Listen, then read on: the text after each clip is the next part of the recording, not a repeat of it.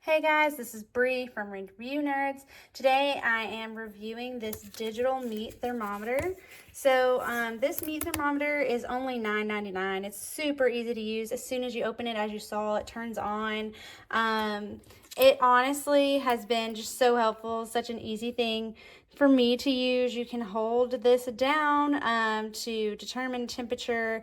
You can change the temperature type to your liking, as you can see over here, Fahrenheit or Celsius, or even calories if you are a science person and know what that is, or you have maybe some kids at home that are doing some science experiments and you want to switch to cows and make them do those measurements. That could be fun, but really it's so easy to use. It even gives over here kind of a brief graph of what your temperature should be for chicken, ground meat, beef, lamb, seafood, and ham.